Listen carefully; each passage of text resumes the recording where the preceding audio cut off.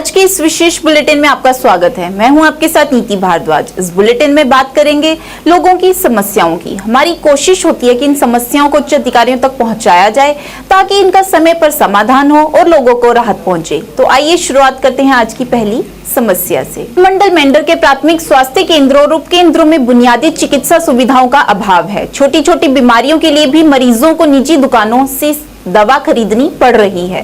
सामाजिक कार्यकर्ता मोहीन आफ्ताब खान ने बताया कि स्वास्थ्य विभाग के अधिकारियों की खराब निगरानी के कारण सीमावर्ती उपमंडल के मनकोट ब्लॉक में बुनियादी चिकित्सा सुविधाओं का अभाव है और वहां पर मरीजों के लिए ना तो दवाएं उपलब्ध हैं और ना ही विशेषज्ञ डॉक्टर। इस मौके पर सामाजिक कार्यकर्ता मोहीन आफ्ताब खान ने प्रशासन से अपील करते हुए इस स्वास्थ्य केंद्र की जल्द से जल्द ध्यान देने की अपील की। एक हॉस्पिटल है हमारे ब्लॉक मनकोट और गांव बलनोई के अंदर, जहां लाखों रुपए लगे हैं इस हॉस्पिटल के ऊपर, लेकिन बदकिस्मती ये है कि यहाँ पे एम्प्लॉयज़ बिल्कुल नहीं है। और ये हॉस्पिटल की हालत देखी जाए, कितनी बुरी हालत है ये अंदर से हॉस्पिटल की। तो यहाँ पे इतने लाखों रुपए खर्च होने के बाद भी अगर यहाँ हमारे लोगों को फैसिलिटीज़ ना मिल सके तो मुझे लगता है इसमें एडमिनिस्ट्रेशन बिल्कुल फेलियर है। एक वहाँ पे एम्बुलेंस का ड्राइवर तैनात किया गया है, वो भी कॉन्ट्रैक्चर बेस पे। शायद वो एम्बुलेंस के साथ रहता है या एम्बुलेंस का ड्राइवर है, जैसा मुझे सुनने में आया है।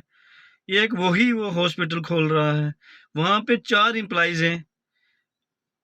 NRHA में ये कौन से हैं, इस पे मुझे ये बीएमओ साहब को पता होगा। मतलब कि वहाँ 4 एम्प्लॉइज़ है, उन एम्प्लॉइज़ 4 में से सिर्फ एक एम्प्लॉइज़, वो भी एम्बुलेंस का ड्राइवर वहाँ पे डील कर रहा है। मैं ये कहना चाहता हूँ कि अगर इतने लाख रुपए इस बिल्डिंग पे लगाए गए हैं तो फिर इतने लाख रुपए लगाने के बाद भी हमारे यहाँ पे एम्प्लॉइज़ क्यों नहीं है? 4 अगर एम्प्लॉइज़ हैं, वो 3 कहाँ हैं? ज़्यादा नहीं, अगर डॉक्टर नहीं बिठा सकते तो एक मेडिकल असिस्टेंट ही वहाँ दिया जाए। यहाँ पे 3-4 हज़ार की पॉपुलेशन है पीछे। एक हमारे लोगों को कोई सर दर्द या बुखार हो, उसके लिए भी अगर बंदा मेंढर जाए, इतना दूर जाके गरीब मिस्कीन लोग 100-100 200-200 रुपया किराया दे के अगर वो मेंढर जा रहे हैं, तो वहाँ पे हॉस्पिटल फिर किस लिए बनाया? वहाँ पे इतनी बड़ी बिल्डिंग किस लिए बनाई? इसीलिए बनाई कि वहाँ हमारे वहाँ के जो लोग हैं, बाशिंदा मशहूर लोग हैं जो, वहाँ पे उनको उनकी फैसिलिटी मिल सके। लेकिन बिल्कुल एडमिनिस्ट्रेशन इसमें फेलियर है। 4 एम्प्लॉइज़ हैं उसमें, वो भी एक एम्बुलेंस का ड्राइवर, वो वहाँ पे डील कर रहा है। और बिल्डिंग की हालत देखी जाए, वहाँ पे मेडिसिन नहीं है। वो कहाँ है एम्प्लॉइज़, वो कहाँ उनकी ड्यूटी लगाई गई है? मैं डीसी साहब से ये गुजारिश करना चाहता हूँ, बहुत अच्छे हैं डीसी साहब, हर जगह विज़िट कर रहे हैं। हम सोशल मीडिया पे देख रहे हैं, जहाँ-जहाँ प्रॉब्लम आ रही है वहाँ-वहाँ उस प्रॉब्लम को वो हल कर रहे हैं। मेरी डीसी साहब से ये गुजारिश रहेगी कि आप एक मनकोट ब्लॉक के अंदर एक विज़िट रखें और ख़ासकर ये बलनोई जो हमारा हॉस्पिटल है, इस पे आप थोड़ा इस पे ध्यान रखें कि ये कब इसमें किसकी साजिश है, क्यों इतने पैसे लगा के और वहाँ पे एम्प्लॉइज़ नहीं बैठ रहे हैं और हमारे लोग वहाँ पे दर-बदर हो रहे हैं। छोटी सी को हमारे लोगों को प्रॉब्लम होगी, वो भी मेंढर में जाएँगे, फिर वो वहाँ पे किस लिए बनाया हुआ है? हमारी बहन या माँ-बहन कोई सीरियस हो, यहाँ से मेंढर पहुँचते-पहुँचते उनको 2-3 घंटे लग जाते हैं, फिर यहाँ बनाने का उसका फ़न क्या है? मेरी सरकार से ये गुज़ारिश रहेगी कि आप जहाँ-जहाँ ये हमारी सरकार अगर इतना पैसा दे रही है तो फिर उसका नाजायज़ फ़ायदा क्यों उठा रहे हैं? मैं ये कहना चाहता हूँ, वहाँ पे मेन लाइट्स वहाँ पे नहीं है। उस हॉस्पिटल के अंदर साथ में ही वहाँ पे घर, सरकार अगर इतना पैसा दे रही है तो फिर उसका नाजायज़ फ़ायदा क्यों उठा रहे हैं? मैं ये कहना चाहता हूँ, वहाँ पे मेन लाइट्स वहाँ पे नहीं है। उस हॉस्पिटल के अंदर साथ में ही वहाँ पे घर हैं, वहाँ पे पोल लगे हुए हैं बिजली के, वहाँ से वहाँ तक ले जाने के लिए वहाँ पे लाइट की ना कोई वायर है, ना कोई वहाँ पे अंदर लाइट का कोई ऐसा सिस्टम है, ना पानी का कोई ऐसा सिस्टम है। लाइट तो बिल्कुल फेलियर है। बिल्कुल वहाँ पे यहाँ पे लोग इतना लाइट के लिए इस मौसम में, गर्मी के मौसम में लोग हमारे दर-बदर हो रहे हैं लाइट की वजह से। वो भी लाइट, एक स्कूल है बलनोई, किश्ती बलनोई, 100 बल्कि 200 से प्लस बच्चों की स्ट्रेंथ है, तो वहाँ पे सिर्फ 4 टीचर दिए गए हैं। ये बेइंसाफी नहीं है तो क्या है। मेरी डीसी साहब से ये गुजारिश रहेगी कि आप इस पे फौरी तौर तहकीकात की जाए, और ख़ासकर बीएमओ मेंढर हमारे बीएमओ साहब से मेरी उनसे गुजारिश रहेगी कि आप वहाँ पे एक ज़्यादा नहीं तो मेडिकल असिस्टेंट वहाँ पे बिठाया जाए। कुछ छोटे मोटे हमारे लोग अगर बीमार हो जाएं तो उनका वहाँ पे हल निकल सके। शुक्रिया, खुदा हाफिज़। कुलगाम के लोगों को अच्छी सड़क कनेक्टिविटी ना होने के कारण समस्याओं का सामना करना पड़ रहा है। हमारे संवाददाता से बात करते हुए लोगों ने अपनी परेशानी का इजहार किया और कहा कि सड़क में कई गहरे खड्डे हैं, जिससे उन्हें कई दिक्कतों का सामना करना पड़ता है। इस दौरान उन्होंने एलजी और जिला प्रशासन से अनुरोध करते हुए प्राथमिकता के आधार पर इस सड़क की हालत को सुधारने की अपील की, ताकि वहां के लोग आसानी से और बिना किसी डर के यात्रा कर सकें। जहाँ तक कि आप बात करें कि इस रोड की, ये रोड हम ही ने बनाया था।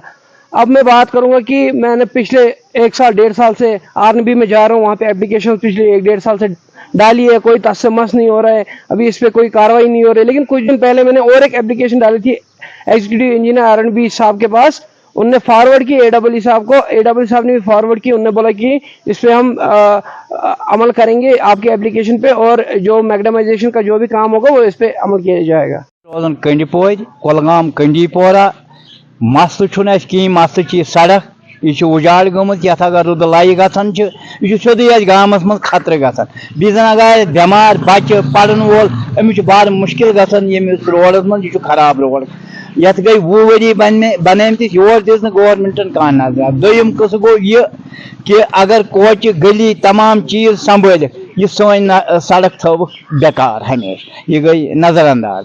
तो वह डीसी साहब अपील कर दीता ध्यान थोड़ा।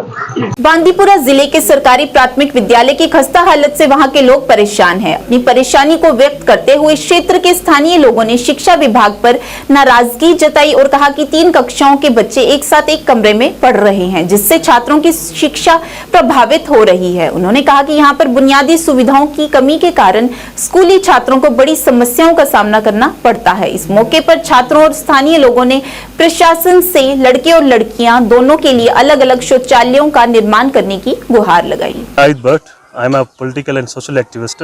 पहले मैं आप लोगों का शुक्रगुजार हूँ, आप लोग यहाँ पे आए। आप ये खुद देख सकते हो, हमारे इस पीछे बिल्डिंग है, primary school, government primary school है। यहाँ पे नियर आउट 120 रोल है, 120 बच्चे पढ़ते हैं। ये हमारे मुस्तकबिल है, जो यहाँ पे बच्चे पढ़ते हैं ये हमारे मुस्तकबिल है, इस कौम के फ्यूचर है। इनके साथ नाइंसाफी हो रही है। प्राइमरी स्कूल में 120 बच्चे हैं, बिल्डिंग है, 3 कमरे हैं। बच्चों को ऑफिस में पढ़ाया जाता है। एक क्लास में, एक कमरे में 3 क्लास, 3rd 5th 4th एक कमरे में। कैसे बच्चे सीखेंगे, कैसे बच्चों को पढ़ाएंगे? जब 3rd वालों को पढ़ाएंगे 5th वाले डिस्टर्ब हो जाते हैं। तो हमारी यही रिक्वेस्ट रहेगी इंतजामिया से, डिस्ट्रिक्ट एडमिनिस्ट्रेशन, डीसी साहब से, कि मेहरबानी करके यहाँ पे हमारे मुस्तकबिल पढ़ रहे हैं, हमारे बच्चे पढ़ रहे हैं, ये इस कौम के फ्यूचर है। जब यहाँ इनको अच्छी तालीम दी जाएंगी तब ये कौम के इंशाल्लाह काम आ जाएंगे। जब उन्हें ये इनका हमारा राइट है, इन बच्चों का राइट है अच्छी तालीम, जब ये अभी ना मिलेगी तो कहाँ जाएंगे ये लोग? यहाँ की जो सिविल कमेटी है, सदरकोट की सिविल कमेटी है मलपुरा की, यहाँ के जो हमारे अजीज है वो डीसी साहब के पास गए थे, उसने मार्क किया एप्लीकेशन सीईओ के पास।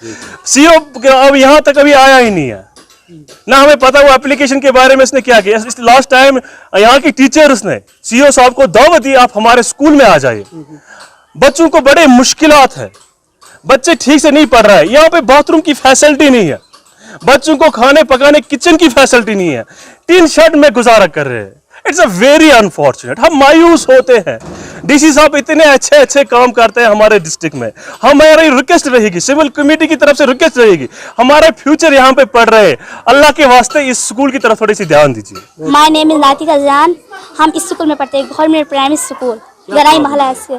हमें बहुत सी प्रॉब्लम होती है सर। जब हम एक ही क्लास में एक ही रूम में 3 क्लास पढ़ते हैं तो हमें बहुत दिक्कतें, पढ़ने में बहुत दिक्कत होती है और हम समझने में बहुत देर आती है हमें। और हमें बाथरूम की बहुत प्रॉब्लम है, हमें बाथरूम चाहिए। हमें गर्ल्स के लिए एक बाथरूम अलग चाहिए और बॉयज़ के लिए एक बाथरूम अलग चाहिए। हमें बाथरूम्स की प्रॉब्लम है और हमें क्लासरूम्स की प्रॉब्लम है। 3 क्लास तो बहुत सर हम देर से हमें कुछ समझ नहीं आ रहा है सर। हमें एक क्लासरूम भी चाहिए और किचन शेड भी चाहिए और बाथरूम भी चाहिए। नाम है शाकिर बशीर। मैं गवर्नमेंट प्राइमरी स्कूल में पढ़ता हूँ, गराई महला मलपुरा।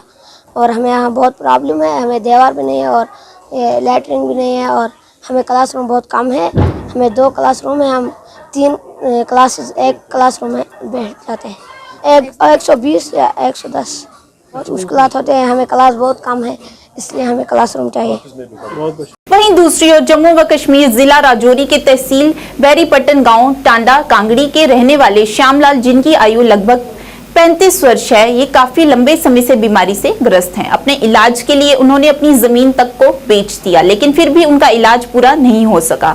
आज वो इतने लाचार हैं कि उनके पास अपने इलाज के लिए पैसे नहीं हैं। इस मौके पर उनकी पत्नी ने सभी लोगों से अनुरोध करते हुए अपनी आय अनुसार मदद के लिए आगे आने की अपील की है। 2021 से बीमार है, सुंदरबनी से हमने ट्रीटमेंट इनका कराया, फिर डॉक्टर ने रेफर कर दिया जम्मू जाओ। जम्मू बख्शी नगर में 10 दिन इन्हें रखा, पता नहीं कितनी बार रेफर करा चुके हैं। फिर सुपर में है, सुपर में भी 1-1.5 साल 2 साल हो गए इन्हें इलाज चलते हुए।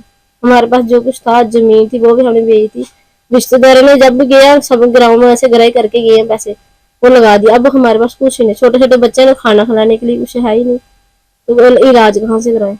तो इनको जो बीमार थी, क्या बीमारी थी जिस पर आपने इतना पैसा खर्च कर दिया? कौन सी बीमारी है इनको? डॉक्टर बोले किडनी में प्रॉब्लम है इनकी। एक किडनी में, दोनों में बोलते हैं, एक 75% है, दूसरी 25% बोलते हैं। तो अब जो डॉक्टर है उन्होंने क्या राय दी आपको? यही बोला कि ट्रांसप्लांट करो। हम गरीब बंदे कहाँ से ट्रांसप्लांट बोलते हैं, इतना 10-15 लाख रुपए इकट्ठा करो, फिर ट्रांसप्लांट कहाँ से लाए इतना पैसा। नहीं, आपने इनका जो गोल्डन कार्ड है वो बनाया है क्योंकि मोदी की स्कीम है कि 5 लाख तक का जो इलाज है वो आपका फ्री हो सकता है। इलाज चल रहा था इनका सुपर में, और डायलिसिस 1 साल 1.5 साल वो डायलिसिस, वो भी हफ्ते जाना पड़ता है। जब कहाँ से गरीब बंदे किराया भी चाहिए, फिर टेस्ट डॉक्टर बोलते सभी कुछ अंदर मिलता नहीं, वो बाहर से लाना पड़ता है। तो आपको क्या लगता है कि गोल्डन कार्ड का आपको कहीं फायदा नहीं हो पाया? हाँ, अंदर से जो डायलिसिस का सामान वो मिलता है, जो इंजेक्शन बोलते हैं, बी पास्ट का पेशेंट है जो, उसको जो भी इंजेक्शन बोलते हैं, कोई 4000 का, कोई 5000 का, बाहर से लाना पड़ता है। तो ऐसे में आपके पास अगर पैसे नहीं तो आपको कैसे इंतजाम किया आज दिन तक? जो अभी क्या करूँ मैं, कभी इनकी दवाई खत्म होती है, मैं कभी टोकरी लगाती हूँ, कभी कुछ करती हूँ, कुछ कर काम करके इनका दवाई लेती हूँ। कभी कोई रिश्तेदार से मांगती हूँ, मुझे पैसे चाहिए, इनकी दवाई नहीं है, इनका ये नहीं है, वो नहीं है।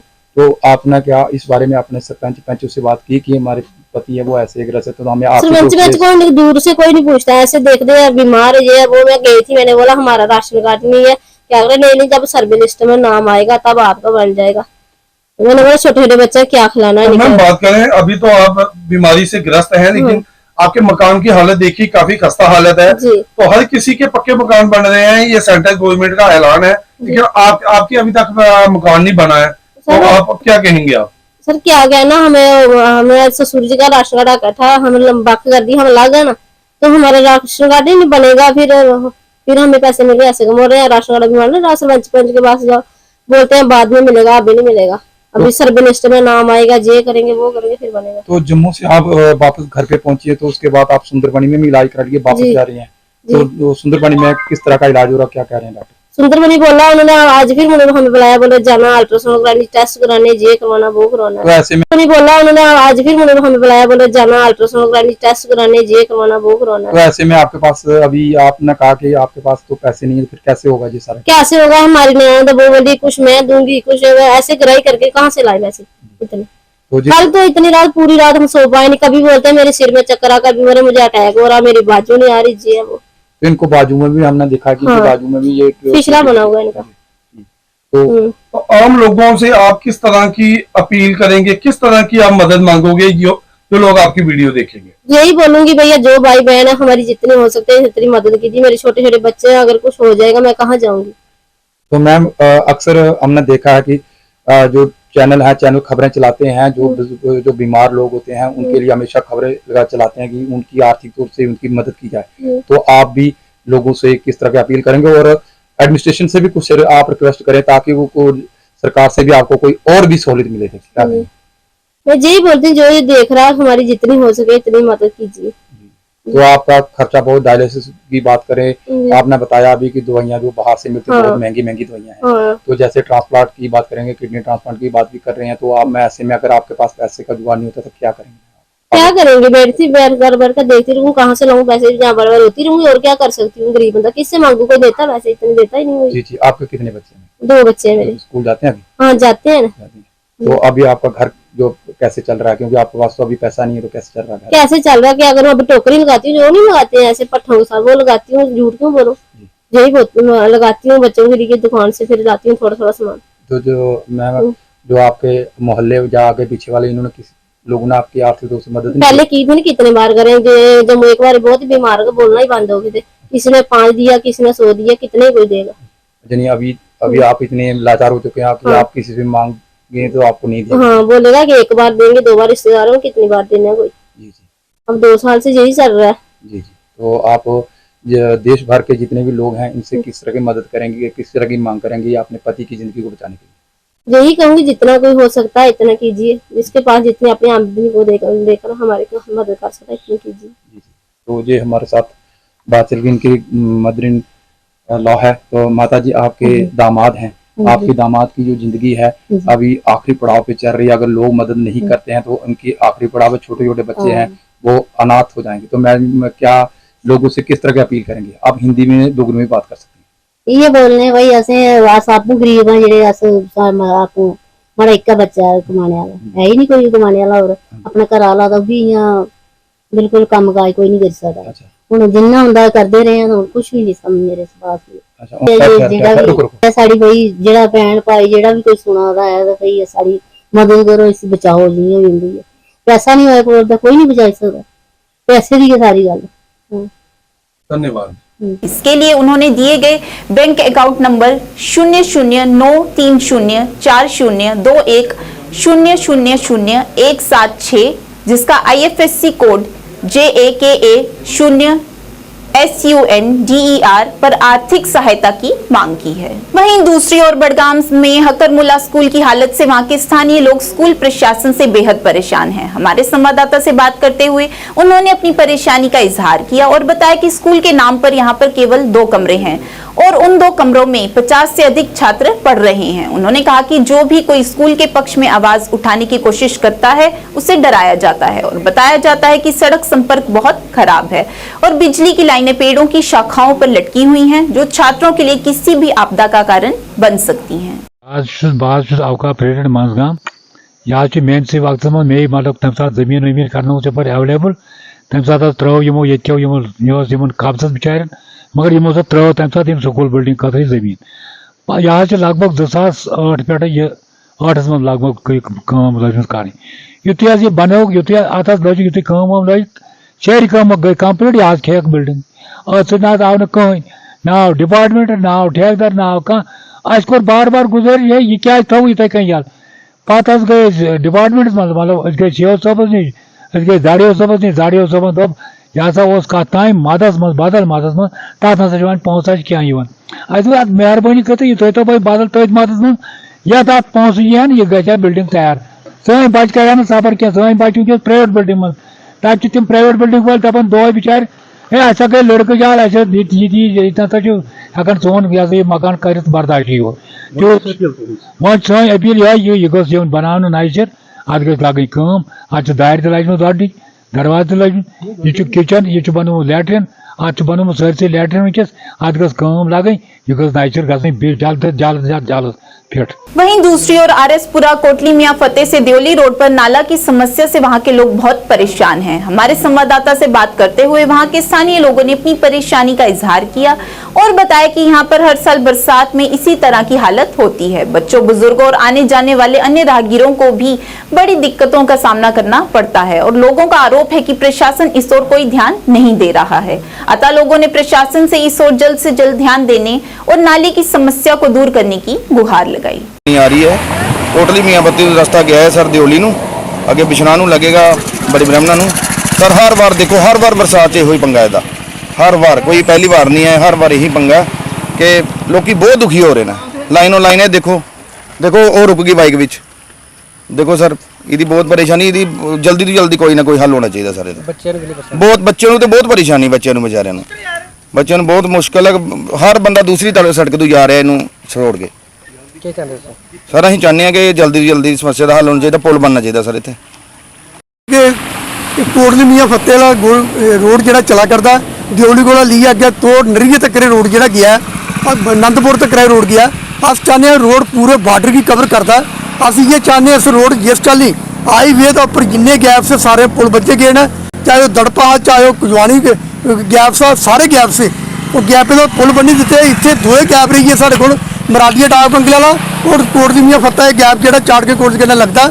असं ये चाहते 14 उपर गैप है, ये हर 4 से 12 महीने पानी चलता है। खासकर बरसाती दिन बहुत ज़्यादा बुरी हालत होती है, जिस तरह अज तुम दिखा करते हो हर बरसात के हाल होंगे। अस चाहते इन्हें दोनों गैपें तो पुली बची जा जो आने वाले खासकर बच्चे जो स्कूल जाने ने या छोटे छोटे जो बच्चे ने या बूढ़े जो साढ़े माँ प्यो ने उन्हें निकलने वास्ते तो बड़ी तकलीफ हुआ करती है। अस चाहते इतने गैप बनने जान, पुल बनने जान, जो जिस चाली हाईवे के उपर पुल बनने इस चलिए पुल बनने जान ताकि बार्डर का कवरिंग जी भी क्लीयर हो और डिफेंस रोड बनता है। अस चाहते हैं डिफेंस की कवर करने वास्ते अज अगर सारी गड्डी जी बाहर ही जा करती है, कोई भी गड्डी इतनी लंघनी कि मजबूरी वास्ते लोग जोड़े इधर आवा करते हैं और खासकर लोग डिग्गा करते हैं। अस ये चाहते हैं जिस चाली हाईवे के उपर सारा पुल बनने दिते गए हैं, इस चाली इस तारी का उपर ब्लॉक के उपर भी चाहे मरालिया डाक बंगला चाहे कोट दी मियां फत्ता चोरी का गैप है, इन्हें गैप से पुल बनने जा ताकि लोग जोड़े आराम करने निकली जा सकन। ये 24 घंटे हर रोज़ का ये झंझट इतना कि लोग कोई ना कोई से जख्मी होंगे, लोग मरते भी हैं, कई बार एक्सीडेंट भी होना है और एक्सीडेंट के सामने हुआ करते हैं कि ये चिप्स बची जाती है उसकी वजह करना बहुत ज़्यादा एक्सीडेंट जोड़े होंगे ना। असं ये चाहते इतने जल्दी जो पुल बननी जा ताकि ये लोर जोड़े बार्डर का जो रोड है जो बिल्कुल क्लीयर हो जा। बार्डर रोड तद क्लीयर हो सकता है जिस कुजवानी और दड़पते जो ब्लॉक जोड़े ने ब्लॉक का पुल बनने ने, इन्हें पुल जल्दी को जल्दी बनने जाना चाहिए। जय हिंद जय भारत। दूसरी ओर बिजली। आज के इस अंक में इतना ही। नए अंक लेकर फिर हाजिर होंगे, तब तक के लिए दीजिए इजाजत। नमस्कार।